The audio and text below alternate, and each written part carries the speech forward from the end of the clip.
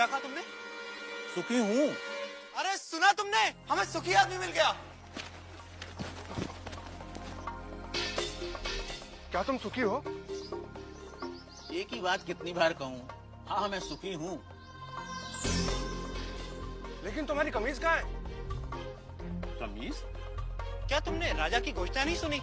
राजा को सुखी आदमी की कमीज चाहिए। पर मेरे पास तो कमीज नहीं है। क्या तुम्हारे पास कमीज भी नहीं है? फिर तुम सुखी कैसे हुए? मेरा सुख कमीज में नहीं है, मैं ही सुख हूँ।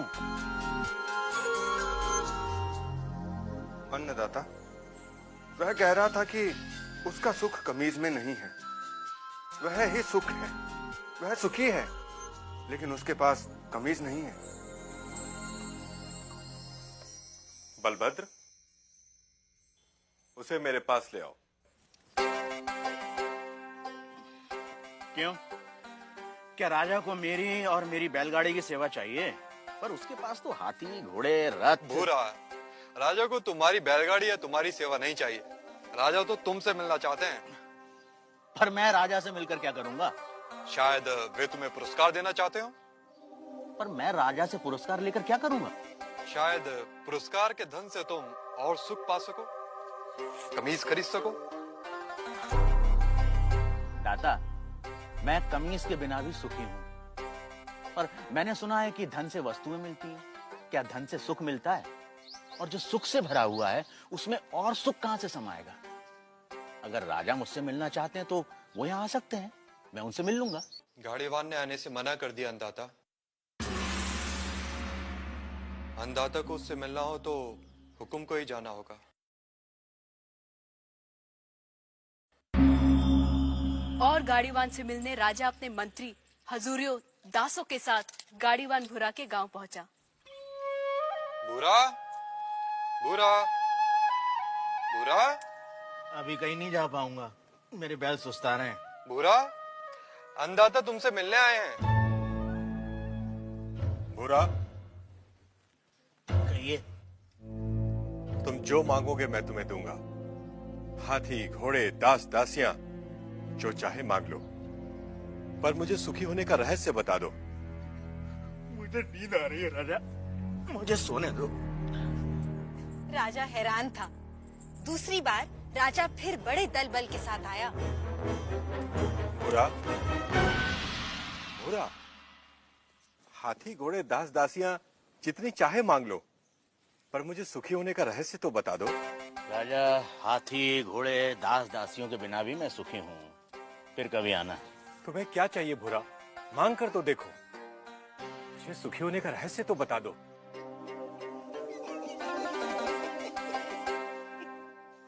जो स्वयं सुख की खान है उसे लालच देने का काम मूर्ख ही कर सकता है। जा राजा जा, फिर कभी आना।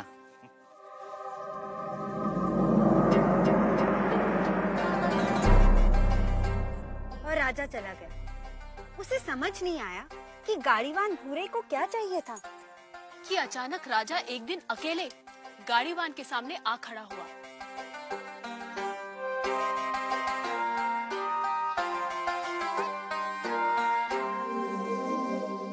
हुकुम। तू फिर आ गया? जब तक आप सुखी होने का रहस्य न बता देंगे मैं तंग करता रहूंगा। मेरी पीठ खुजा सकेगा? हाँ मालिक। ला, खुजा। रहने दे, रहने दे। ठीक से बैठ जा, बैठ ठीक से।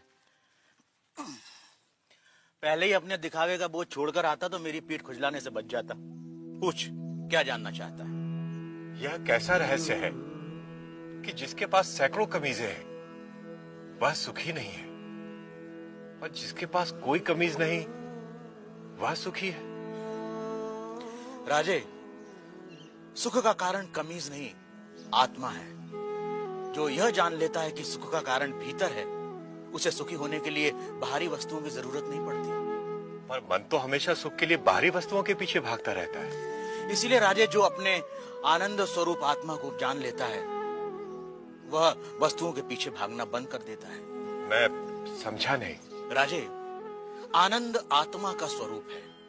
आत्मा अनंत है, इसलिए आनंद भी अनंत है। आत्मा के स्वरूप के कारण व्यक्ति स्वयं से हर क्षण प्रेम करता है। क्या कभी सोचा है कि व्यक्ति बूढ़ा हो जाता है, बीमार हो जाता है, इंद्रियां साथ छोड़ रही होती हैं, मौत द्वार खटखटा रही होती है, फिर भी आदमी जीना चाहता है? क्यों? क्योंकि हर व्यक्ति स्वयं से हर क्षण हर समय प्रेम करता है। यदि दुख स्वयं का स्वरूप होता तो क्या मनुष्य कभी स्वयं से इतना प्रेम करता? कभी तुमने सोचा है कि कभी कभी आत्महत्या का विचार क्यों आता है? नहीं मालिक।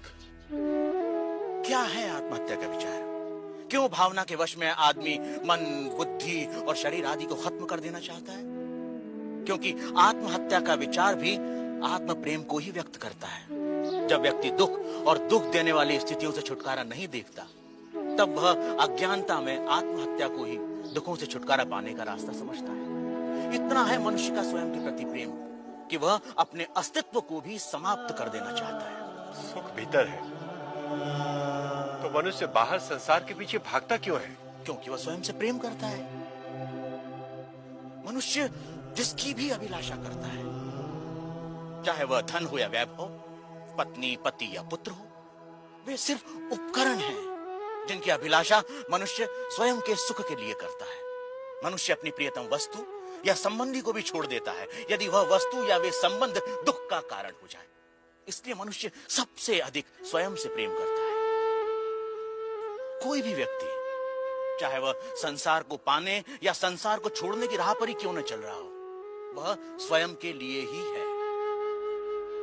स्वयं के लिए इतना प्रेम कि या तो सारा संसार या संसार नहीं। स्वयं के प्रति इतना प्रेम ही आत्मा के सुख स्वरूप का प्रमाण है। यदि ऐसा नहीं होता तो मनुष्य दुखों से प्रेम करता। क्योंकि अज्ञानतावश हम अपने आनंद स्वरूप को नहीं जानते, इसलिए इस आशा में संसार और वस्तुओं के पीछे भागते रहते हैं कि वह हमें छोटे छोटे सुख देगी। यह ठीक वैसा ही है कि जो सुखों का स्वामी है, राजा है, वह खुद को भिखारी समझ दूसरों से इसकी उम्मीद करता है। यही है अज्ञान की शक्ति।